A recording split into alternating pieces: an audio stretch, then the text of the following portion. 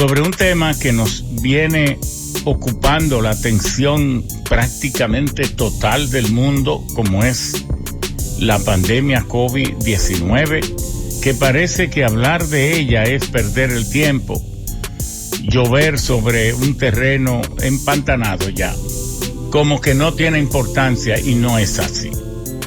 No es así porque no termina de despedirse, no es así porque parece que no se despedirá, no es así porque se instalará como una endemia más, como una enfermedad más entre nosotros, entre tantas otras que existen. Si uno hace una referencia y un estudio y una comparación, no estamos hablando de la pandemia que debió haber aterrado el mundo, como lo hizo. Es la primera vez que los gobiernos del mundo se ponen todos a una en creer a los científicos, creer a la Organización Mundial de la Salud de las Naciones Unidas y a los organismos regionales de salud como la OPS en América Latina o en las Américas, la Organización Panamericana de la Salud. Es la primera vez que el mundo organiza un protocolo, un concierto de luchas colectivas, que esos 8.000, como es casi la población mundial, millones de personas, 8.000 millones de personas, se ponen de acuerdo para defenderse colectivamente, cerrar fila en procedimientos y en formas de entender un problema y aplicarle una solución concertada, aunque no cooperativa totalmente, porque los ricos se blindaron, tienen cientos de millones de dosis guardadas, muchas se dañarán, y todavía hay países donde no se ha vacunado ni un 0.5%. En Haití no se ha hecho, en África no se ha hecho. Y ha resaltado que los negros del mundo parece que no le importan mucho al mundo. Vamos a decírselo en su rostro. Los ricos del mundo han dicho no.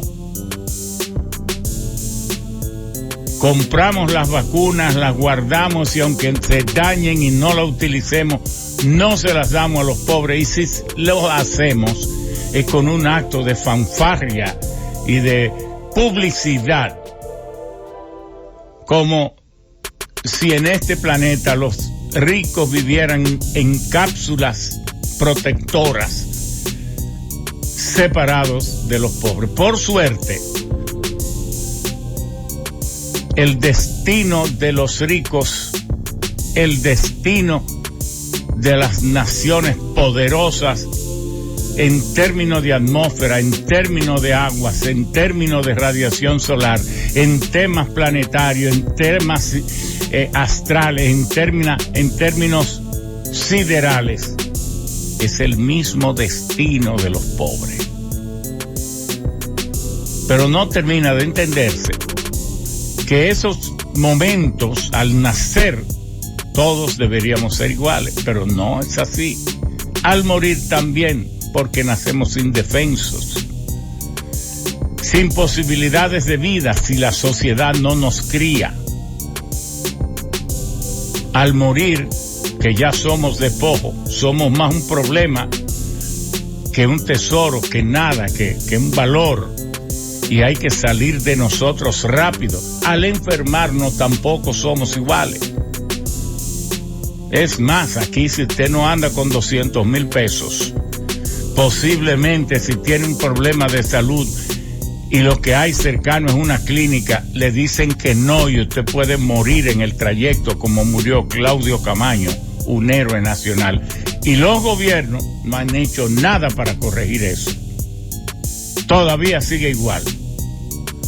Aquí la mentalidad de las autoridades del pasado gobierno, y parece que de este también, es de que el neoliberalismo, la errónea concepción de un mercado una economía libre de mercado, donde la persona vale menos que el precio, donde la persona vale menos que la expectativa de utilidad o de ganancia de las empresas.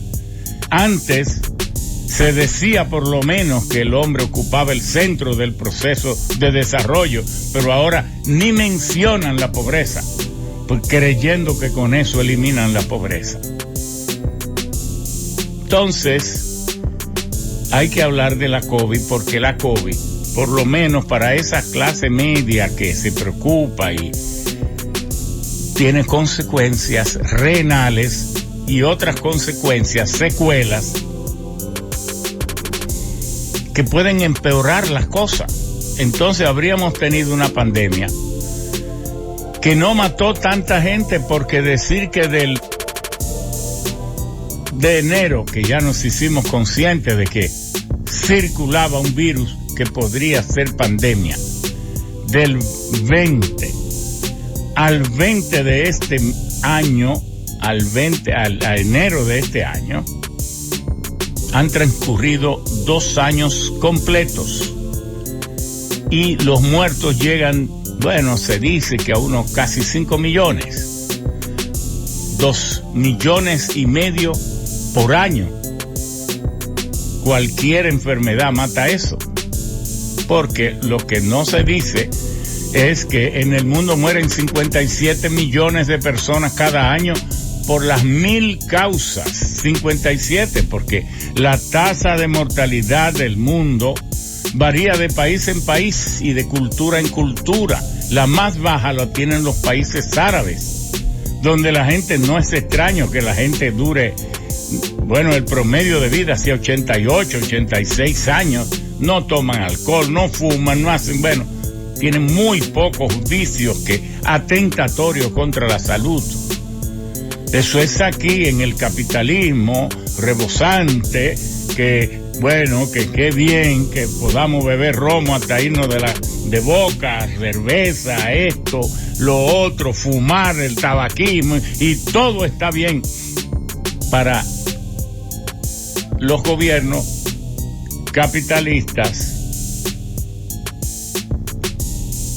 de esa cultura, donde lo que se predica es una libertad excesiva que llega a atentar entonces contra la propia salud de las personas. Pero el mundo tiene una tasa de letalidad que andará por los 7.5, muchos países árabes tienen 1.7, 2, mientras que otros países, sobre todo europeos, tienen 10, 11 y hasta 12, y Rusia tiene 13, porque en Rusia los hombres mueren, tienen una tendencia a morir. Se dice que el 25% al 30% de los hombres rusos mueren antes de los 55 años, ateridos de frío por causa de borrachera, por causa de la ingesta excesiva de vodka. Bueno, entonces en el mundo mueren 57 millones, y aquí en República Dominicana el ministerio no es que lo esconda, pero no lo dice. Nunca usted ha visto al ministro de Salud diciendo: señores, ahora que por lo menos lo digan en diciembre, tengo los datos aquí al cierre del año, o por lo menos del cierre del año anterior, y en el país murieron 75,000 personas o 76,000 personas. Pasamos las condolencias a los deudos familiares y amigos, que lo que quieran decir, pero mueren en el país que tiene 7.2 o 7.3 de tasa de letalidad, teniendo 11 millones de ciudadanos y por tanto 14 millones de habitantes, porque hay 2 millones de indocumentados aproximadamente y muchos residentes. Cuando usted lo suma, ciudadanos y indocumentados más residentes, etcétera, más una población flotante de turistas, pues tenemos 14 millones. Entonces multiplique eso. a ver qué le va a dar. Le da 83, 84, pero las cifras dice la ONE, Oficina Nacional de Estadística, que mueren todos los años entre 75,000, 78,000 personas. Algunos no se reportarán, qué sé yo, habrán fallas estadísticas, pero muere ese número de personas. Y de la COVID, aquí en República Dominicana, ha muerto, dicen las estadísticas, 4.700 personas, 4.700. Significa esto que son como 2.350 por año. Bueno, hasta de motorista por ahí loqueando los pobres. La juventud, muere ese número de personas. Entonces, ¿qué ha sido realmente la COVID? Para nosotros, un ejercicio hermosísimo, encomiable de defensa colectiva de la humanidad que hacía tiempo que no lo hacía. Tan solo por eso, la pandemia ha sido, en ese sentido, un ejercicio loable. Y no tenemos nada que agradecerle porque nos destruyó la economía. No tenemos tampoco nada que agradecerle porque ojalá no hubiera muerto uno, pero si ya dijimos que van a morir de las 1,000 causas, 78,000 u 80,000 cada año, tenemos que ponernos razonables en que la muerte como que es inevitable, la muerte es necesaria, la muerte es un ejercicio social, pero podemos concluir que tal vez el aspecto más significativo de la COVID no ha sido los tantos muertos que ha habido, sino el ejercicio colectivo de defensa colectiva. Pocas veces la humanidad se había unido para luchar contra algo que le afectara, que nos afecta a todos, aunque se hizo también con mucha injusticia, mucha exclusión y falta de cooperación. Los ricos buscaron sus vacunas y se blindaron. Y hay países, oiga, los medios de comunicación de las naciones que dominan el mundo convencieron al mundo del terror que era esta pandemia. Sin embargo, los gobiernos no fueron cooperativos. Estados Unidos, espero que no se les dañen, tiene millones de dosis guardadas, no sé para metérsela por dónde, ojalá, ¿verdad? Pero Haití no le ha llegado vacuna. No tiene ni el 0.05% de personas vacunadas. Por igual, en África. Entonces, hasta en esto ha habido racismo. El mundo dominante, el mundo poderoso, parece que no le interesan los negros, a menos que no sean para sobreexplotarlo y explotarle sus recursos naturales. Para ir a buscar uranio a la República Democrática del Congo, a Kenia, para ir a buscar uranio, que son las que más tienen, bueno, Australia, las que más uranio tiene, para eso son buenas. Para ir a buscar diamantes, para extraerle el oro, para extraerle el petróleo, como tienen a Nigeria. Nigeria, oigan este dato, Nigeria produce 2.4 millones de barriles de petróleo por día y posiblemente más de 20 millones de metros cúbicos de gas natural, o 30, 40 millones cada 6 meses. Sin embargo, no tiene electricidad porque ni aprovechan los ríos, y entonces el consumo per cápita de electricidad en Nigeria es 370 kilovatios por año, cuando aquí es 1.500 kilovatios.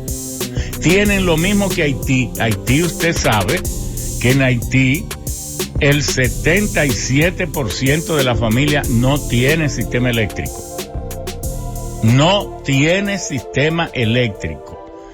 y una sola planta, es más, una de las plantas oigan el dato que estoy dando para que esto está confirmado, una de las Punta Catalina, 350 genera más que toda la electricidad que tiene el sistema eléctrico de Haití, siendo la misma población, más o menos.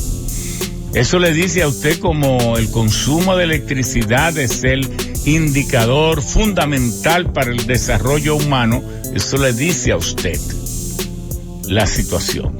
Entonces, por eso los sabios en la Z se siente bien del apoyo que se le brinda en esta emisora, don Bienvenido, Bienchi, la familia empresarial que dirige este centro de comunicación al servicio de la sociedad dominicana, que apoyan firmemente este programa para que sea lo que es, un centro de análisis científico, tecnológico, político, social, cultural, en todos los sentidos posibles. Y por eso hemos escogido para hoy las secuelas renales de la COVID. Yo ya perdí la lucha. No se debe decir el COVID, pero así es que dice todo el mundo. El COVID. Porque siendo una pandemia, la pandemia es femenina, es la COVID. El virus es masculino, entonces se dice el virus, el SARS-CoV-2, ese es masculino. Pero la pandemia es femenino, pero usted oye la radio y televisión española, usted oye a todo el mundo, el COVID, bueno, pues entonces cómanselo con yuca. Así mismo, ¿qué vamos a hacer? ¿Qué vamos a hacer? Eso es como muchos políticos que dicen y no se actualizan ni siquiera para saber los términos de la política. El cuatrenio, no se dice cuatrenio, se dice cuatrienio o cuadrienio, pero lo usan y entonces lo dicen y uno tampoco se puede considerar el maestro de la escuela porque no nos han nombrado todavía.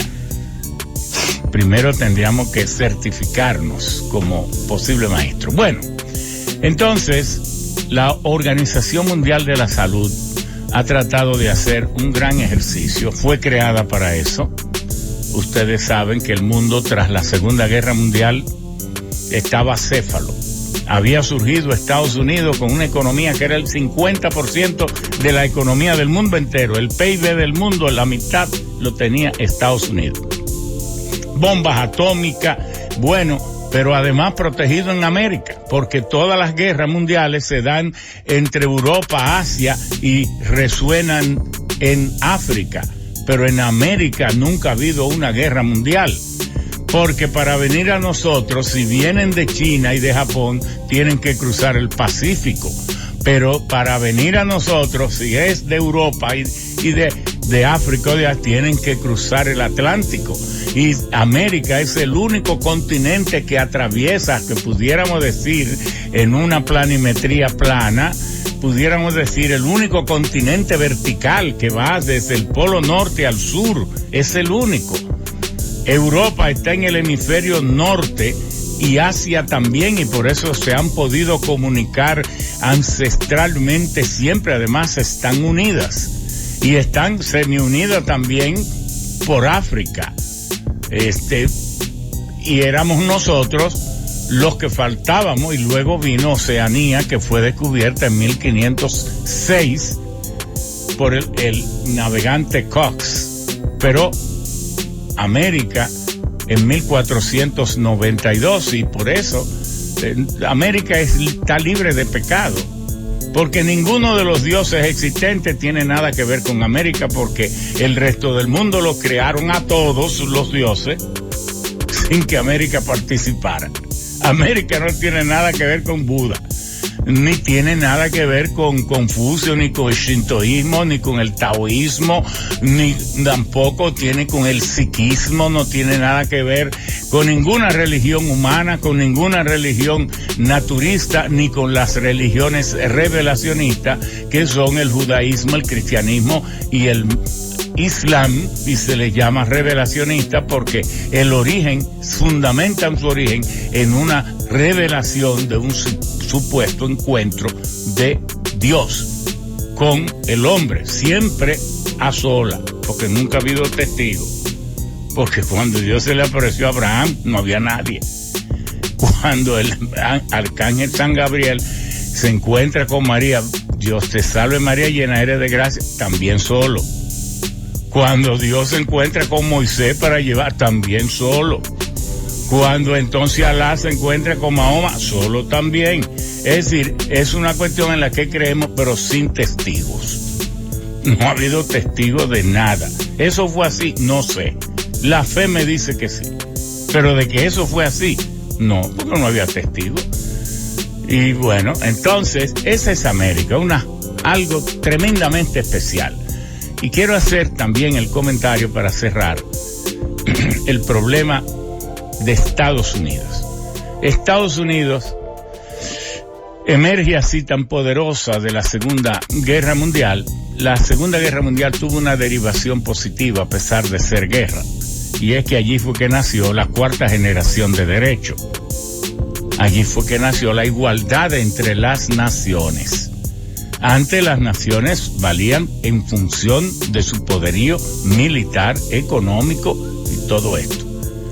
No valían igual. La primera vez que valen las naciones, aparentemente lo mismo, es cuando se crean las Naciones Unidas en San Francisco, California. Y entonces, Haití vale un voto, Saint Kitts vale un voto, y China y Estados Unidos valen un voto. La única diferenciación de poder que tienen es el Consejo de Seguridad de las Naciones Unidas, porque tampoco estamos sueltos como ganado en la pradera. No, hay 5 dueños.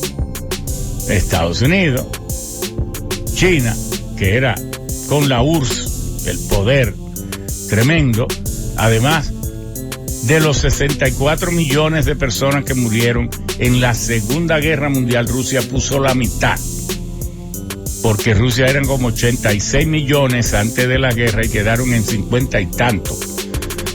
Todas las familias rusas tenían 1 o 2 muertos por defendiendo su territorio, su patria, el país donde realmente, porque no lo han hecho una sola vez, la gente más patriótica, que lo dan todo por su país, son los rusos.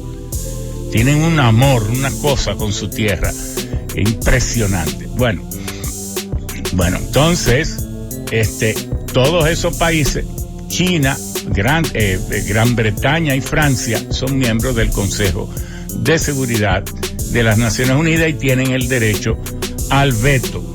No se puede hacer determinadas cosas que quiera Naciones Unidas si uno de esos 5 se opone. Pueden vetar que eso se haga.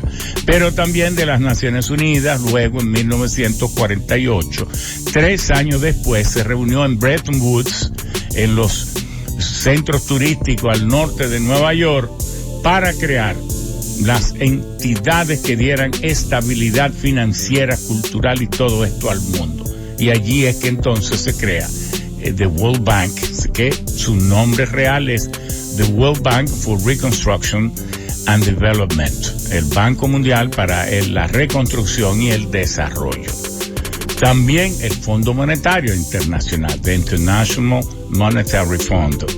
Entonces, pero la OMC, la World Trade Organization, la Organización del Comercio Mundial, que llamamos OMC en español, y the World Health Organization, la Organización Mundial de la Salud, que llamamos OMS, la UNESCO. Bueno, y todas estas entidades fueron creadas bajo la Declaración Universal de los Derechos Humanos, pero Estados Unidos, fíjense que fue el que reconstruyó a las naciones enemigas que destruyeron ellos, las reconstruyeron.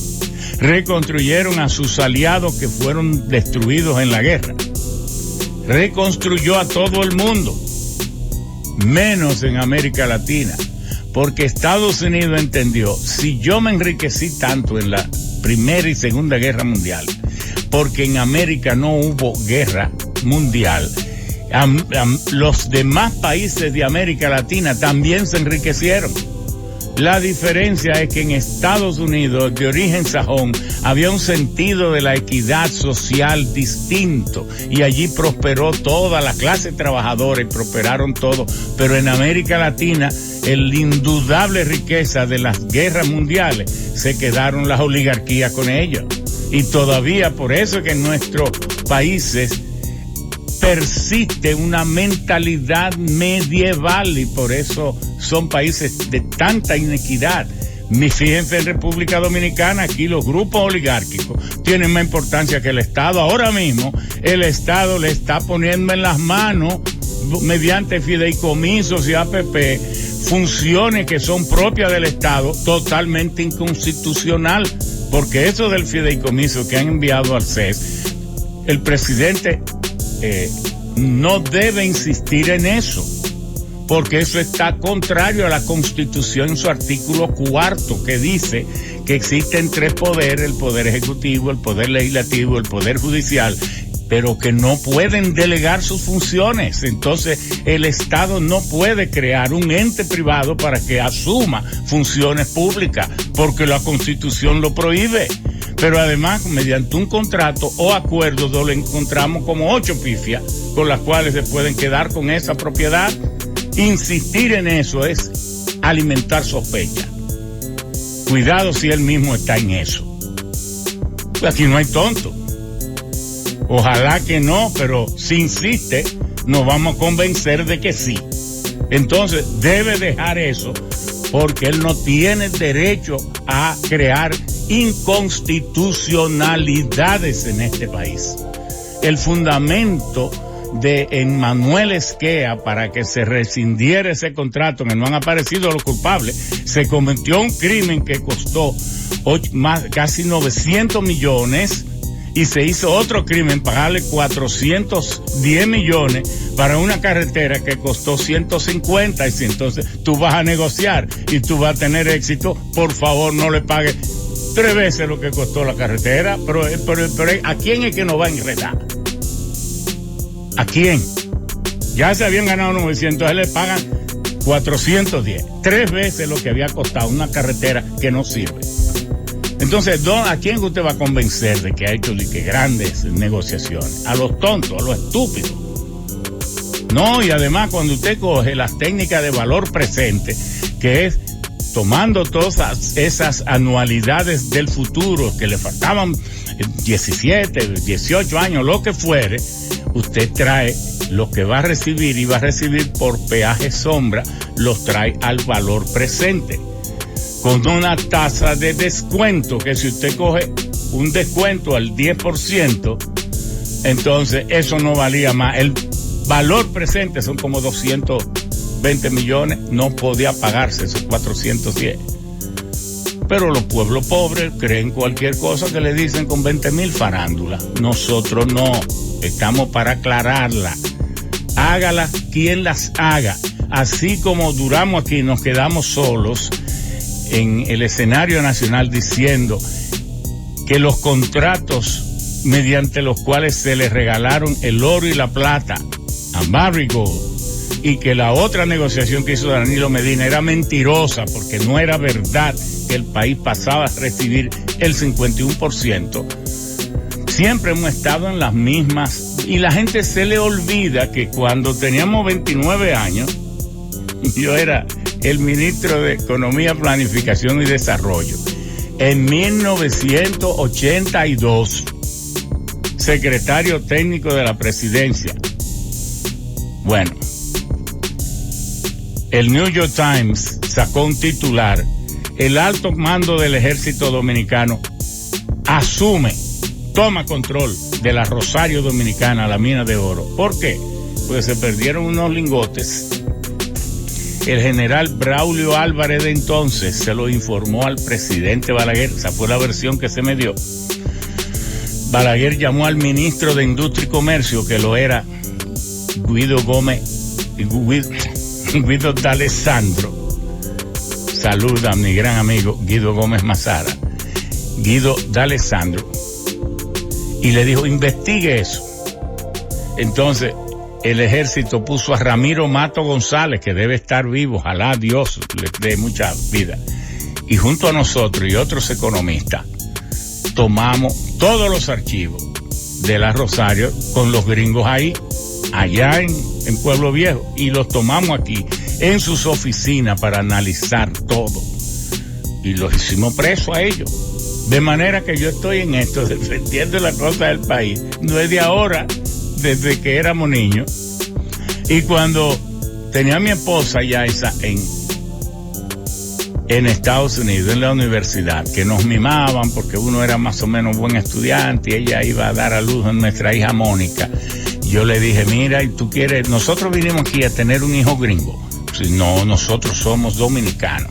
Nosotros vinimos a estudiar. Pero ¿y cómo lo hacemos? Porque ya yo tengo 6 meses y medio, tengo que irme para dar a luz allá. Entonces tú no tienes dinero, nos trabajamos en una cafetería para ganarnos los pesitos y comprar el ticket para que ella viniera a dar a luz aquí. Es que cada uno tiene su interpretación de su patria, hay otros que la tienen hondo, hay otros que la tienen a flor de piel. Bueno, a eso no les importa.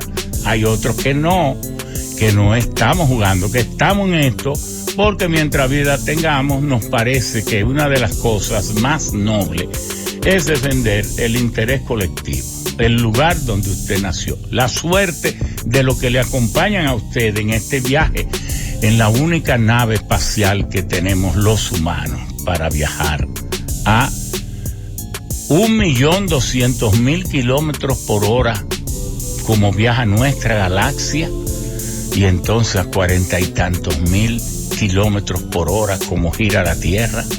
Y bueno, y ya sabrá usted, calcule las velocidades que tenemos aquí. Bueno. Si te gustó este video, por favor, dale a compartir, envíaselo a todos tus amigos, suscríbete y dale click a la campanita para que te lleguen las notificaciones.